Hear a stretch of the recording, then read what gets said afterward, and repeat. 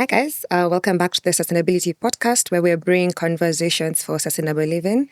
Today, I'm very excited to have two lovely ladies on set talking about our favorite topic, of course, fashion. And I'll let them introduce themselves. Fine. Hello, everyone. I am Natalie Botango, and I work with Collect Textiles, a textile recycling company here in Kenya, and we are trying to build circular ecosystems for fashion. Hi, my name is Joan Mbugua. I work with Jokenia Designs. I'm the founder. We make clothes and bags and accessories out of upcycled fabrics and leather jackets. Our aim is to create a sustainable brand that is also circular in the circular economy. All right. Thank you so much for coming. I think I'm so psyched because I think I met both of you at the same event. No, did I? Really? No, I think I met on, okay, but we met somewhere in the space. Yeah. I think one of the things I was keen on is when you talk about sustainable fashion in the Kenyan context, what does that actually mean? Minus thrifting. I think most of us are sustainable because we're thrifting or, maybe you could just explain to us what that looks like. I think to answer that question, we first have to define the term sustainability. And to me, it's the act of us currently meeting our present needs, but also considering that the future generations will have the ability to also reuse the same resources that we are currently using. So if you look back into early 1960s, Kenya's textile industry was still thriving. That includes craftsmanship and also industrialization. So we had different communities who made their own clothes, who made their own crafts, but at the same time, we still had cotton mills. I think by then we had about over 150, and to now those numbers have depleted.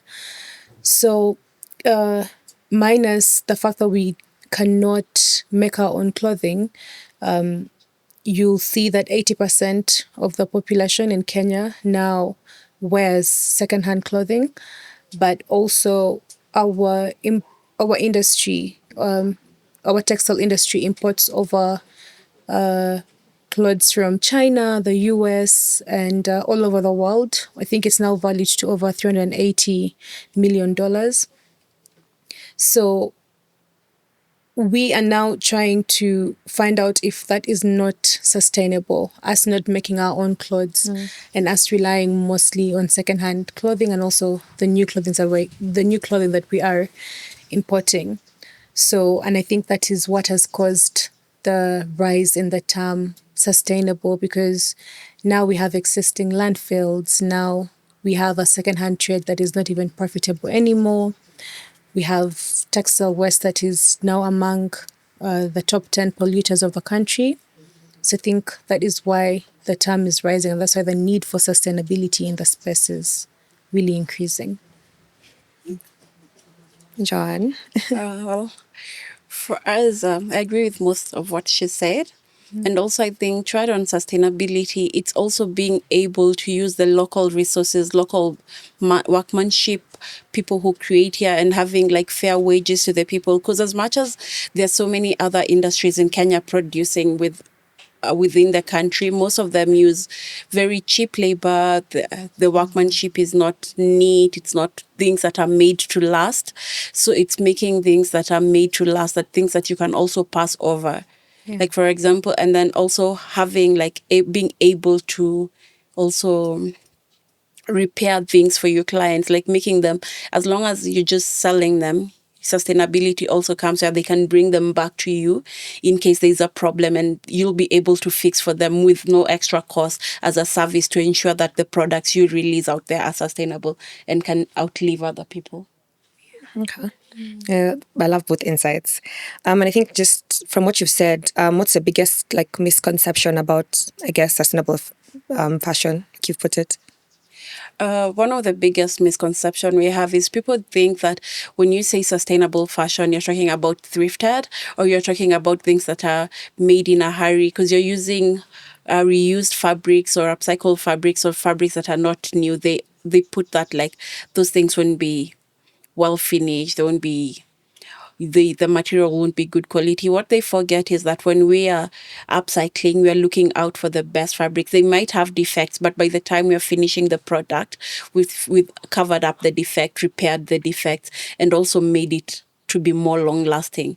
Like for example, when we make our bags, we make using discarded leather jackets, and most of these leather jackets are the one that are oversized. The zippers are not working. They have tears, so we will patch up part of the torn up leather jacket to make it more sustainable. We will add a hardener on it. We will use waterproof fabric with it to make the bag more long lasting, and then we will end up using new leather straps to make the bag to make the bag more durable. So there's things like that. And then, for example, like for fabrics, we can get stained fabric, yes, but then we will use the process of hand dyeing it to give it more life, to give it a better color, a richer color, and then the workmanship will also be neat. So it will still be as long lasting.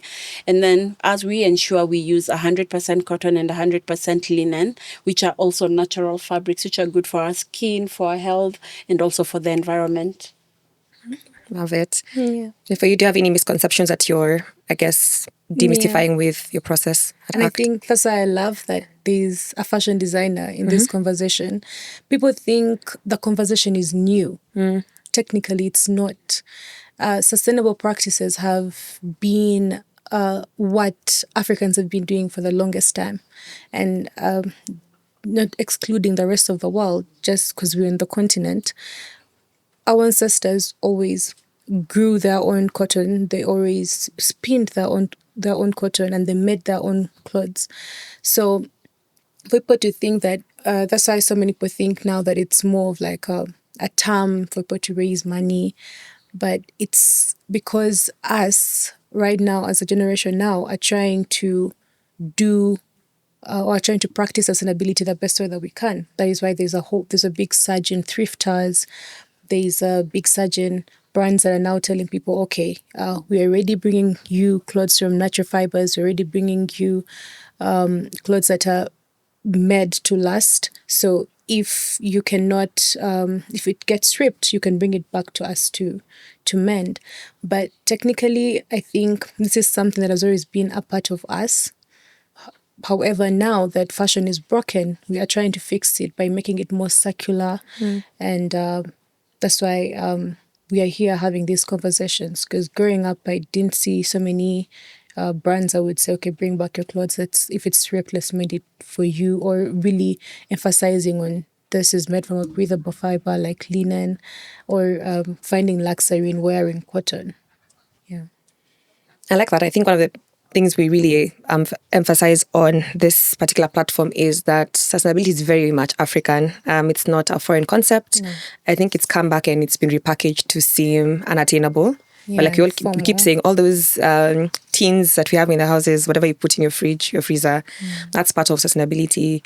I mean, when you look at farming practices, very sustainable. So I think even now, like you're saying in fashion, I think just like mending things nowadays, like I think when you have a tear, you're like, okay, I can go and buy another top across the market. That's not how it should be, I think. Yeah. Okay. I think what inspires, maybe just for you, Jokenia, Joan, what inspires the Jokenia Designs? Is it, of course, apart from the sustainability aspect of it, like do you have a process behind it? So our main process is like if you've gone through our brand, most of our things are like very easy to wear, very semi-casual, semi-official, loose fits. So we try to make things that are easy to wear, so that because I came to realize like if an outfit is an easy to wear, like what I'm wearing now, I can wear it. I've sold this to teenagers and I've sold this to people my mom's age. So it's like there's no age group to our style. So that is one thing that we really try when coming up with our designs. And then most of when coming to now the individual pieces, what we make will really be determined by the fabric we have. For example, if I have like some fabrics are like 2 meters, it can't make a trouser. That one will now dedicate it to tops. If it's bigger pieces, So they make the bigger outfits. And then there's also texture. There's some textures that can't make trousers. There's some textures that can't make tops. So all that is determined. The pieces we make now, final outcomes are determined by the fabrics. And then another thing that also determines our designs is where we're sourcing how we source the fabrics. Because sometimes, previously, when we first started Jokenia Designs, we didn't necessarily use bed sheets and bed linens to make our stuff. This is from bed. This was a bed sheet, yes. Wow. What? Okay, I never have told. So Then you did like what's the processes like tie and dye? So this was a process of tie and dye, because this particular one had stains. So we have different dyes, like there's batik depending on the fabric. If it has stains, tie and dye is the easiest, because tie and dye will hide the stains and they won't be noticeable. But then some of them we make them as is from the market. Most of them actually we make them as is from the market. But previously we would get, there's a lot of fabric that comes into Kenya as mtumba. There's a misconception that mtumba only comes in terms of bed sheets, dresses and stuff. But there's a lot of fabric that comes in as fabrics from other countries. Like when they finish their production process, they just ship their excess fabrics. So previously that is what I used to get. But now when I was getting more into like knowing what I want to create, what I want for the future of the brand, and moving more into cottons and linens. That's when I moved from using these off-cut fabrics from other factories to bed sheets and duvet covers, because then now I get bigger pieces to create a collection. Other than that, I also get 100% natural fabrics. When they come in pieces, they're not natural. Also, like, which is also something that it's not talked a lot about, is these things like river tex in Eldoret. They're discarded fabrics when the dyeing is not so good and stuff.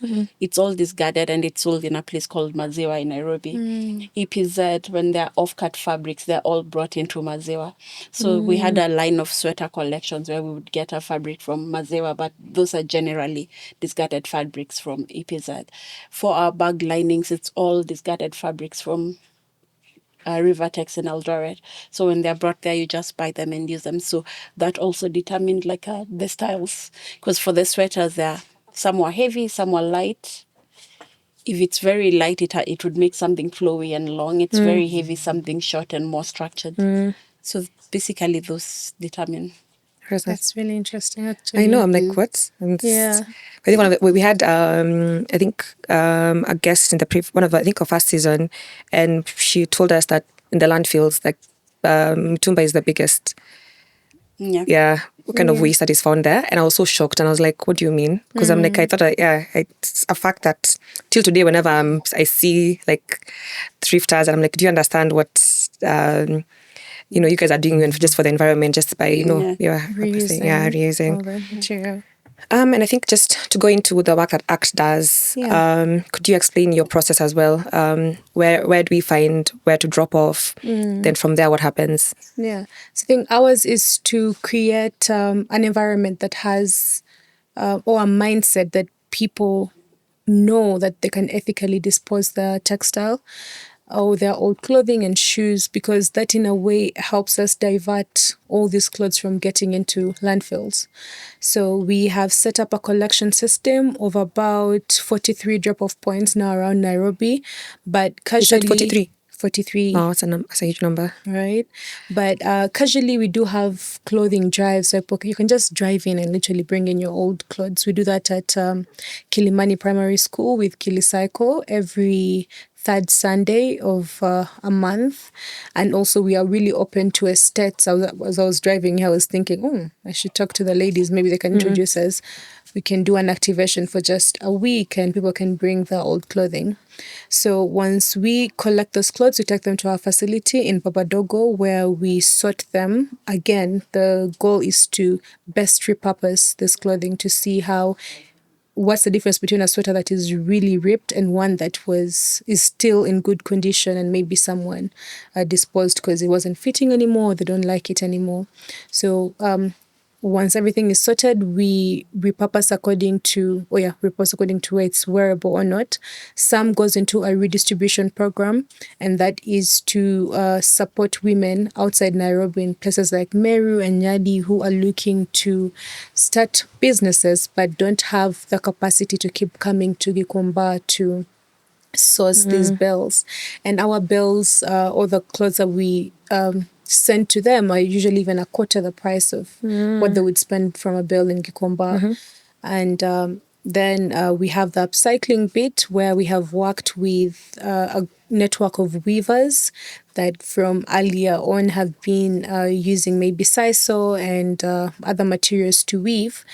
But because we have the market and can extend it to them, we take to them jeans or big skirts or cotton shirts for them to weave into baskets. And our role as ACT is to go outside the world or within Africa and also the world to advocate that, hey, this is an upcycled product with a beautiful story because it's been woven by Amimo, woven by Maria. And what we are now currently looking into is textile to textile recycling, which is more of a mechanical process that could take us a while. But however, just imagine that these are jobs that will now be taken up by people who have been formerly West pickers or who have been vendors in Gikomba.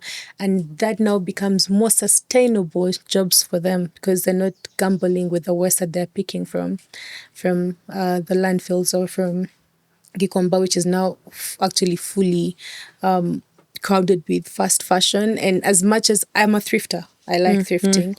However, for me, that's why I was so happy when Joan said that sometimes you can go to Gikomba and you find fabrics that you can make into clothing. Like you get to bring that Pinterest cloth into life because you found this amazing fabric. However, now with fast fashion growing, it's now bad quality clothes that are coming 100%. in, you know? So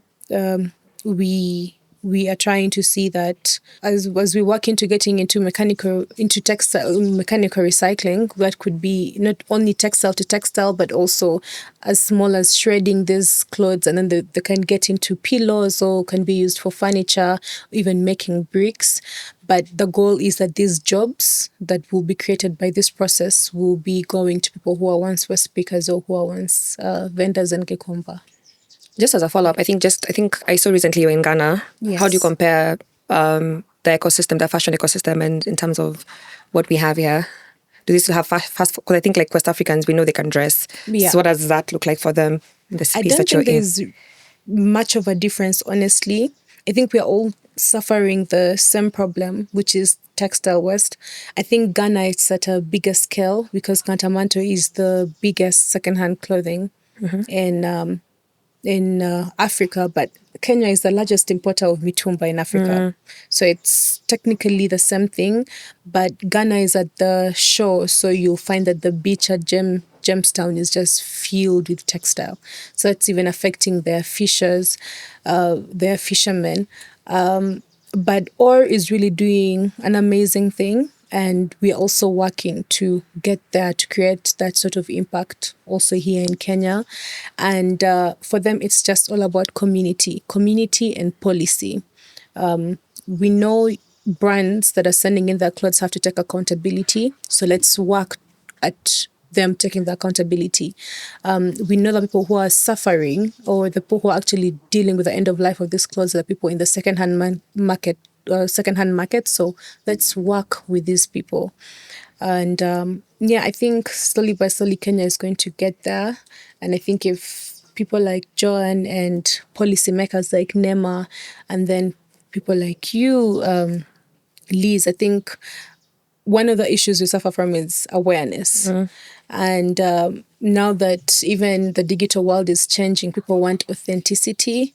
As much as we put in all these branded and good-looking graphics on social media, people want to see this real time. That's why we are also trying to work hard with community. And I hope maybe when this episode goes out, someone's mindset will change to think, okay, I have my old clothes, I've been stacking them out, or I've been sending them to our children's home. Maybe I can trust this textile recycling company to process it. Okay. I think the other thing I think we've seen plenty of brands in recent years launching their sustainability reports and saying they're sustainable with their practices. Either it's if they're using water for their kind of production and they speak into that. But how does fashion and these brands kind of come? 'Cause I think they're also huge consumers of what do you call them? Like when they have like activations, there's plenty of material that I see that is used. Either it's like in throw pillows or the brand activation like match that they wear or what they're giving out. Like where do you see these brands working with people like you, Joan, and also as you with ACT as well? Oh, currently I've not worked with any brand in any sorts of like activations or anything.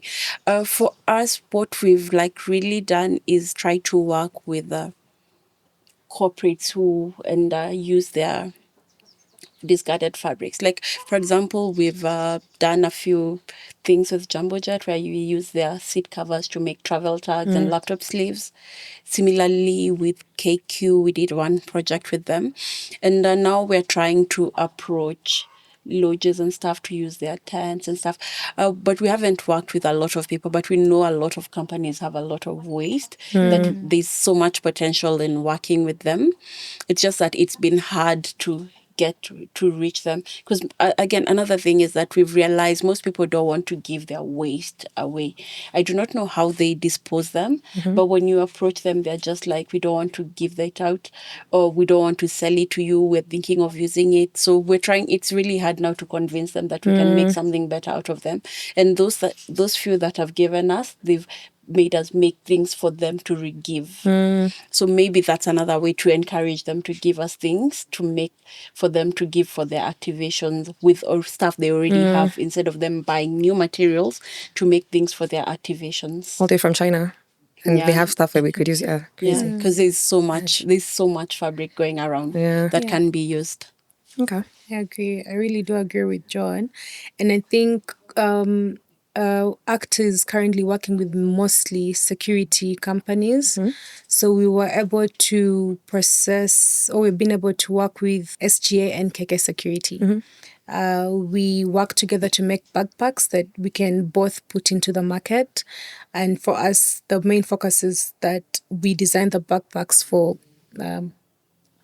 consumers to purchase, not because it has a story, but because it's a nice looking bag.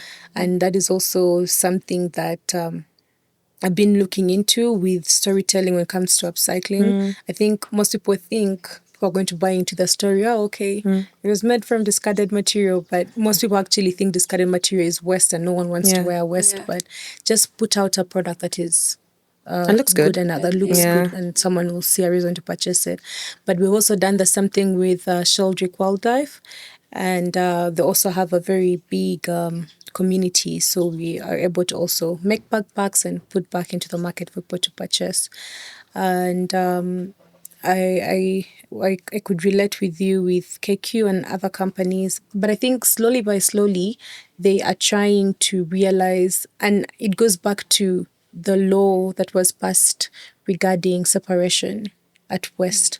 So I think most companies are now being taxed for their waste, and they're looking for the most possible ethical way to dispose their waste. And again, it goes back to the gaps in the industry and how many people can feel it. So I always say that we actually need like 10 acts in the country or or even in Africa, or we need more Johns to come in and fill these gaps.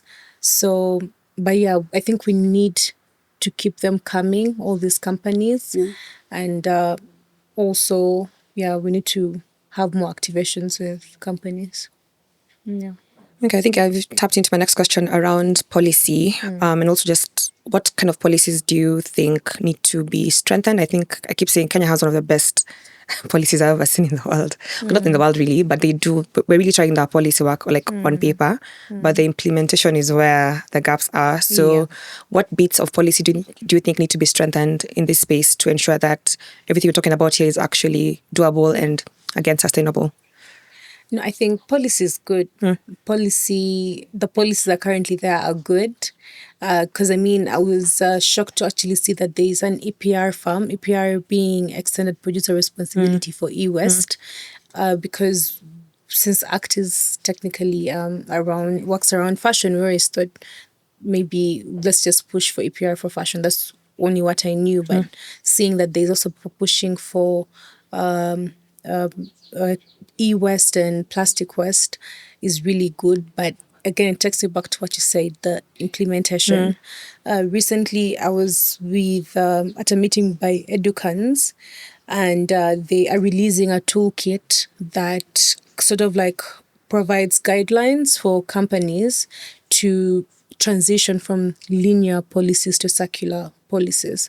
So if you look at how the outlined what you need to do, not what you need to do to get to that policy, what type of business you want to become. So if you want to become a designer and the policies behind that, there's a gap of, okay, but how do I transition into this? If the vision for Kenya 2020-30 is to make sure that some of the products produced in Kenya have recyclable contents in them, then how am I supposed to get there? And it goes back to infrastructure. Yes, Kenya, the government is good at setting policies, but setting up the infrastructure to meet that policy is where the gap is. So I really hope that's where next year from 2026 is where we start having conversations about like how are we going to get infrastructure into the country to transition and also meet these policies. Joan? I have no comment. Oh, okay. We don't talk about the government. We have many of us have thoughts. You're a stronger person than me. Okay, you can speak into the community. Like, if there's one thing that you would encourage our audience and anyone who's a sustainability enthusiast to pick up around circular fashion, what would that thing be? I think that around circular fashion, I'd encourage people to first is support the communities. That there's so many things that can be done in the community around the fashion industry, like your local tailor who just does repair, the people who do weaving. Like recently I've had just like this thought that I've been going to Gikomba on the Troy side. There's so many sweaters and stuff.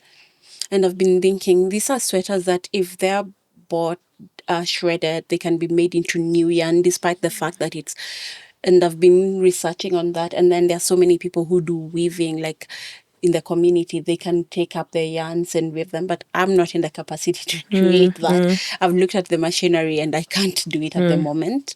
But if people were to support, like if groups of people in the community would come in and be like, there are these weavers, they need these, or maybe that support people who do crocheting, because I know a few people who do crocheting using old sweaters. They buy sweaters, remove the yarn and crochet, and then crochet with it. But then the thing is that once it's used, it does not look as neat because yarn is treated differently than fabric. So if I buy a second-hand fabric and make it, it can look new. But when you recrochet yarn, it's very hard for it to look like 100% new. But it can be turned into a doll that can be bought for a kid. If people would support such people who do that, because most of the first people I saw who were buying sweaters and making into yarn and crocheting, it's because they could not afford to buy new thread. But then when they're now trying to sell, they can only sell to a specific margin of people.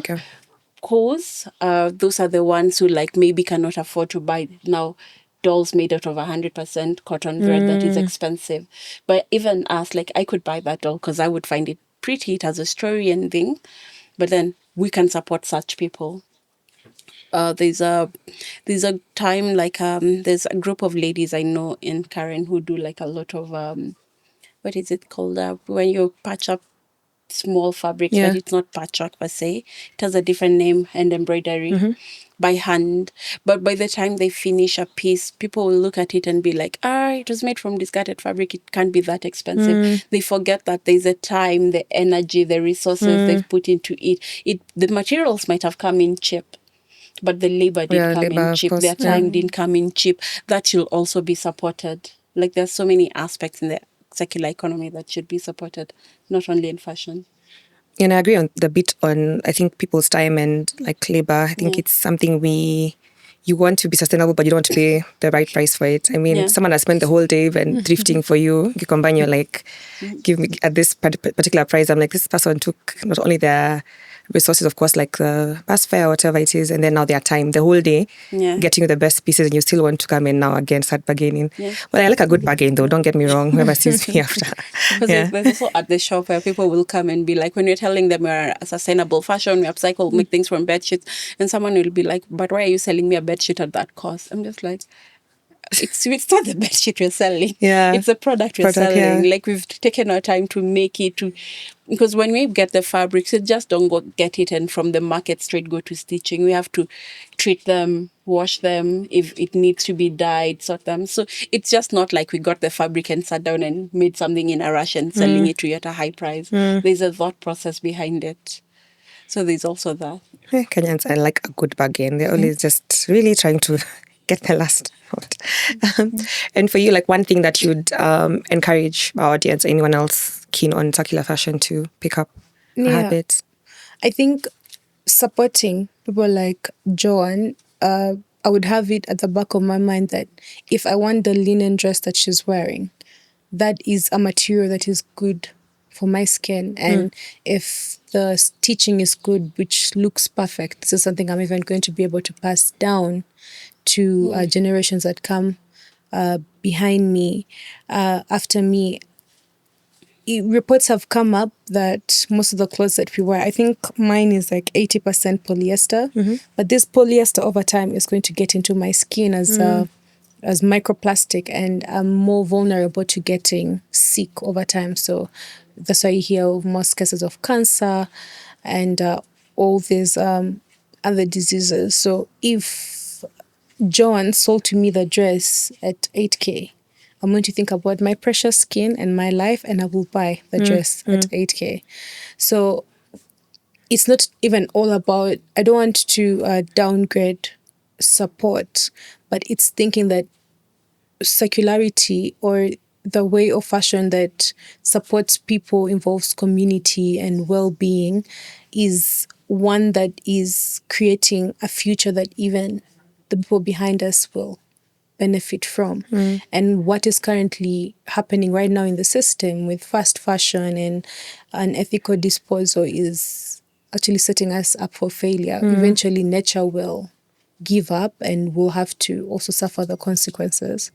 So let's focus on the bigger issues. We do not want to live in environments that have landfills. If you drive past Outer Ring and then you take that turn to Dandora, I don't think any of us would want to live in conditions like that. And Dandora was technically declared full decades ago. So we're going to be forced to set up smaller landfills. And it being... people say it's not 90% textile, but if you go down there, you'll actually see that it actually really is 90% textile. So my message would be, we need to change our mindsets around circularity.